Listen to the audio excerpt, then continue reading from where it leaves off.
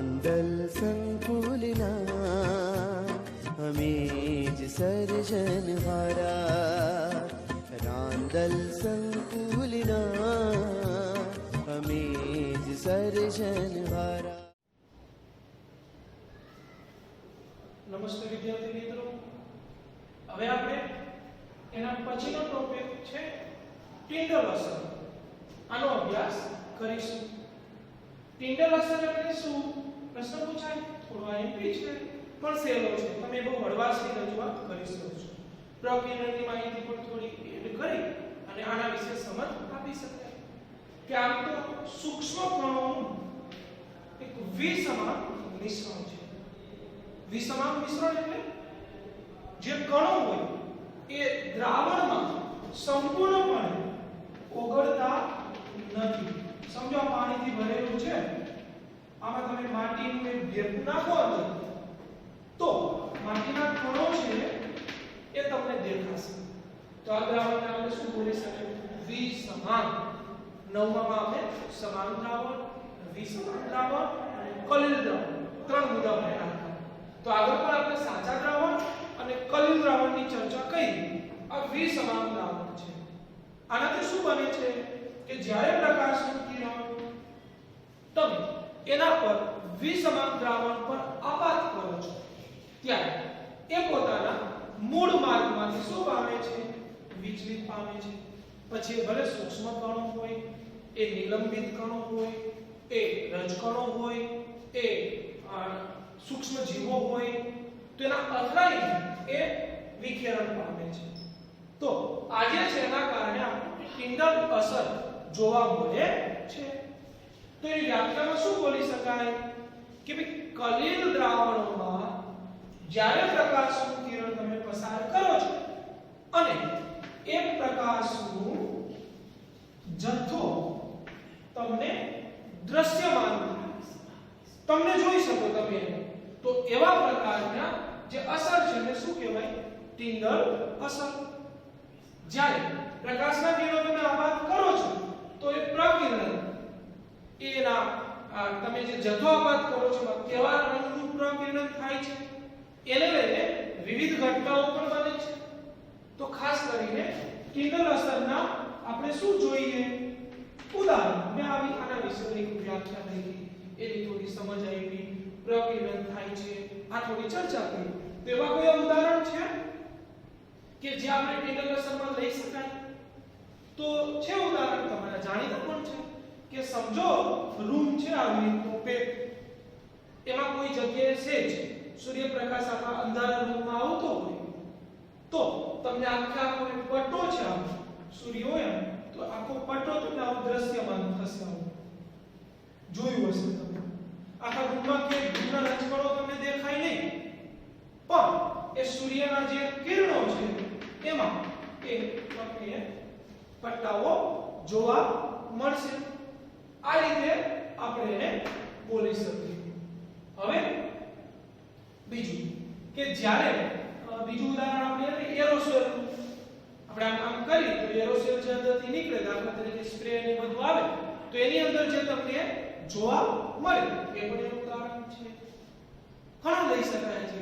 ગાઢ જંગલ છે, ગાઢ કે જ્યાં સમજો કે માંડ પ્રકારના સૂર્યપ્રકાશ નીચે પડે છે માંડમાં, તો એ ભેજનું પ્રમાણ વધુ હોય તો ભેજના પ્રમાણના કારણે પણ એની અંદર જે કણોમાંથી જે સૂર્યપ્રકાશ આવે એ દ્રશ્યમાન થઈ શકે. તમારા બીજા વ્યવહારુ ઉદાહરણ પણ તમે ગોતી શકો છો. કદાચ આપણે પેટ્રોલ પુરાવા ગયા હોય ત્યાં પેટ્રોલ પૂરતા હોય ત્યારે અંદરથી તમને એ અંદરથી આમ એરોસેલ જેવું તમને લાગતું હોય તો એ પણ એનું ટિન્ડલ અસરનું ઉદાહરણ છે. હજુ આપણે બોલવું હોય તો મેળામાં આપણે જઈએ તો ત્યાં સર્કસ કે કોઈ જાદુગર હોય તો તમને ખબર હોય લાંબો શેડો લગાવો તો જેના કારણે એ તમને આખા પટ્ટો દ્રશ્યમાન થાય. હા, એ તો આપણે અહીંયા પહોંચવા માટે છે. કોઈ નવરાત્રીમાં પણ કોઈ ગરબીમાં આવી રીતે લગાવતો, મોટા મોટા ફંક્શનોમાં આવું લગાવતો. તો આપણ કોઈ પણ તમે આ ઉદાહરણો લખી શકો છો. તો આ ઉદાહરણ તમે ટિન્ડલ અસરના લખીને આ રીતે રજૂઆત કરી શકાય કે વિસમાન દ્રાવણ છે એની વ્યાખ્યા, પ્રકિરણ કઈ રીતના થાય છે અને એના ઉદાહરણ.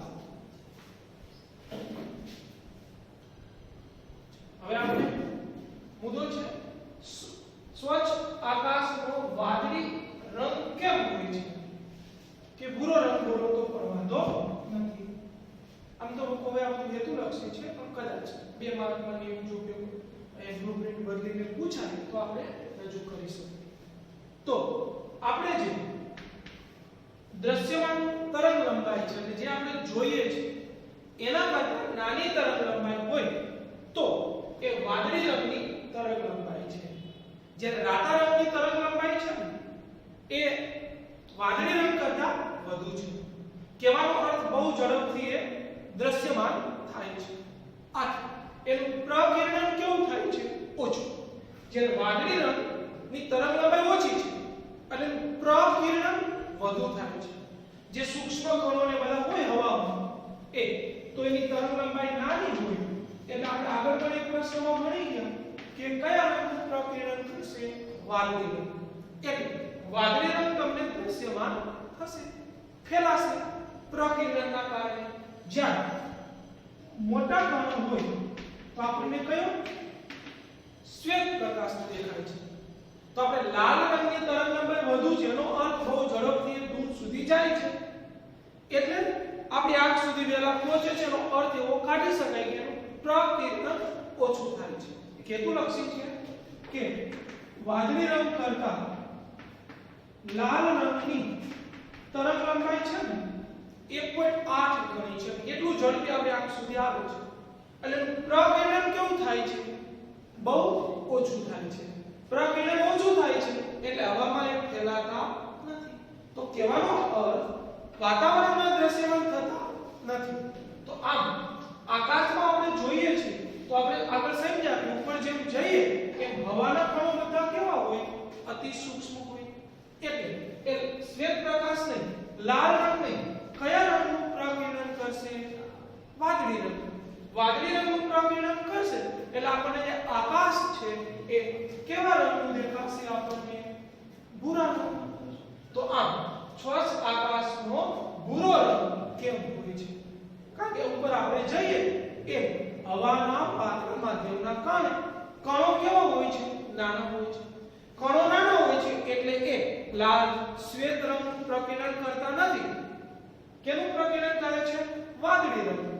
જેથી આખે આખું વિખેરાય છે અને નીચેથી ઉપર જોતા એ જે આકાશ છે એ આપણને વાદળી રંગનું દેખાય છે. તો આ પ્રશ્નનો તમે રજૂઆત આવી કરી શકો.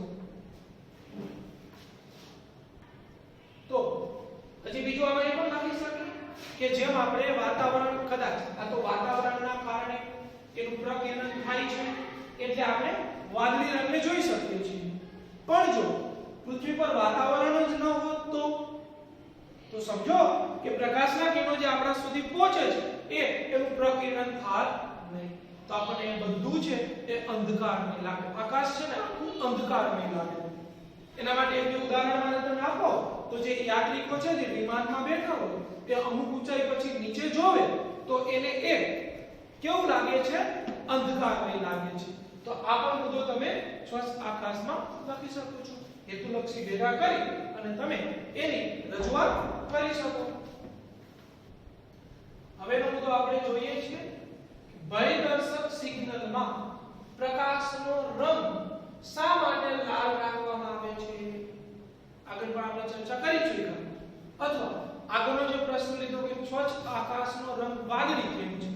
તો અહીં આપણે ડીપમાં શું સમજ્યા હતા કે જો એ સૂક્ષ્મ કણો અત્યંત નાના છે તો કેનું પ્રકિરણન કરે છે?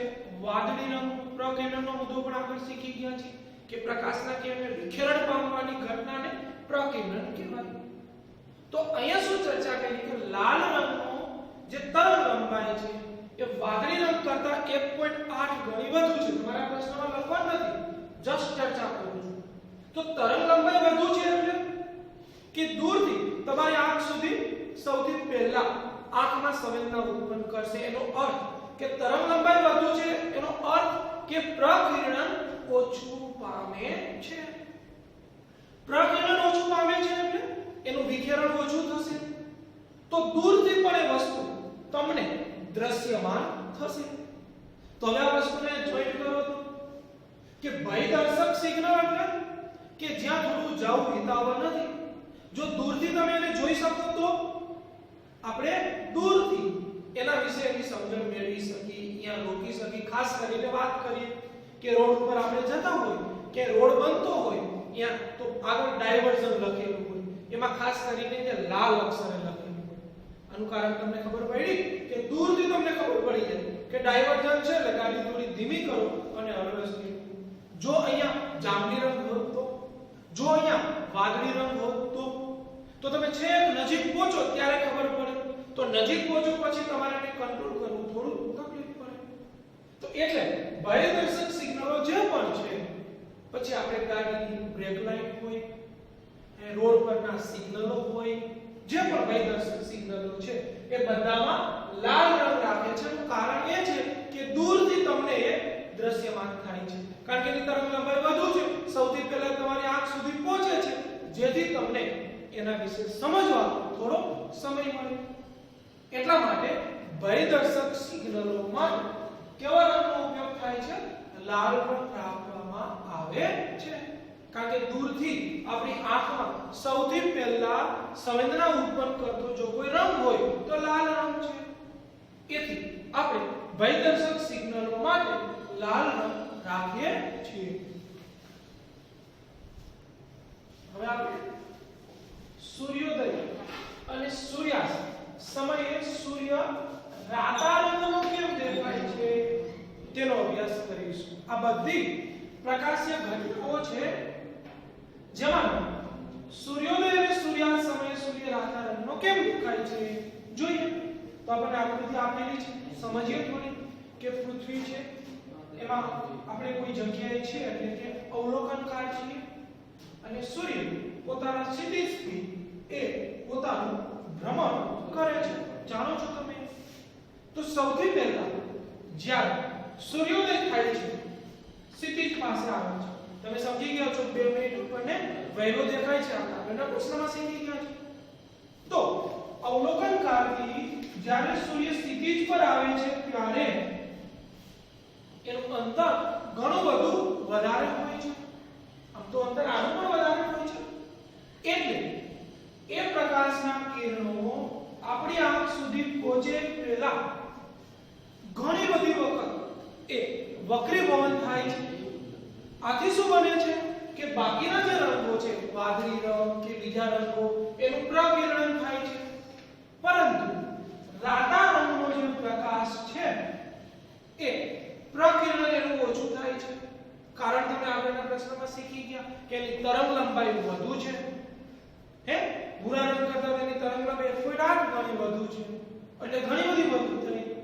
તો એ રાતા રંગનું પ્રકિરણ થતું નથી, એટલે એ આપણી આંખ સુધી રાતો રંગ પહોંચે છે. આથી તમે સમજી શકો કે સૂર્યોદય સમયે કે સૂર્ય આપણને સફેદ નહીં, ભૂરો નહીં, કેવો લાગે છે? રાતાશ પડતો લાગે છે. એનું કારણ છે કે એક જ રંગ એવો છે, પ્રકિરણ થતું નથી. આગળના પ્રશ્નમાં આપણે શીખ્યા કે સૂર્યમાંથી જે શ્વેત પ્રકાશ છે 7 ઘટક રંગોનો બનેલો છે. એમાં રાતો રંગ આપણી આંખ સુધી પહોંચે છે, એટલે આપણને એ રાતા રંગનો દેખાય છે. આ જ રીતે વાત કરું કે મધ્યાહન થશે, આ જ રીતે વાત કરું તો સૂર્યાસ્ત થશે. તો સૂર્યાસ્ત સમયે પાછી એ જ ઘટના બનવાની કે સૂર્ય અવલોકનકારથી ઘણો બધો દૂર જતો રહે, તો એ બાકીના રંગોનું પ્રકિરણ થશે, રાતા રંગનું પ્રકિરણ થશે નહીં. તરંગ લંબાઈ વધુ છે તો એકદમ ઝડપી એ આંખ સુધી પહોંચશે. એટલે એ પણ સૂર્યાસ્ત સમયે પણ રાતા રંગનો દેખાય છે. હવે વાત કરી કે મધ્યાહન સમય છે, બપોરનો સમય, ત્યારે એ બિલકુલ આપણી માથા ઉપર હોય છે. આ સમયે સમજી શકો છો આના કરતાનું અંતર ઓછું છે. તો એવા સમયે એ નજીક હોવાના કારણે વાદળી રંગ અથવા કે ભૂરો રંગમાં આપણે એને જોઈ શકશું. પણ સૂર્યોદય કે સૂર્યાસ્ત સમયે એનો રંગ રાતો હોય છે. હવે એ પણ તમે સમજ્યા હશો કે પૂનમમાં શરૂઆતનો જે ચંદ્ર છે એ કેમ રાતાશ કરતો હોય. ઘણી બધી વખત આપણે કહીએ સંધ્યા ખીલી, તો એ પણ આખું જે વાદળ છે એ લાલ રંગનું બની જતું હોય છે. તો ત્યારે એવું એવા પ્રકારનું વાતાવરણ સર્જાય કે જેના કારણે એ જે ભૂરો રંગ છે એ આપણને દ્રશ્યમાન થાય નહીં, અને એ આપણા આંખ સુધી પહોંચતા આખો રાતાળો દ્રશ્યમાન થાય. તો તમને જે વાદળ છે આખું એ પણ ઘણી બધી વખત કહું છું, એને આ પ્રશ્ન સાથે મતલબ નથી, પણ એ પણ રાતા રંગનું દેખાય છે. તો આ રીતે તમે સમજી શકો કે આપણાથી દૂર હોવાથી રાતો રંગ આપણી આંખ સુધી પહોંચે તેના પ્રકિરણ પામતો નથી. તેથી સૂર્યોદય કે સૂર્યાસ્ત સમયે સૂર્ય આપણને કેવા રાતા રંગનો દેખાય છે. નમસ્તે.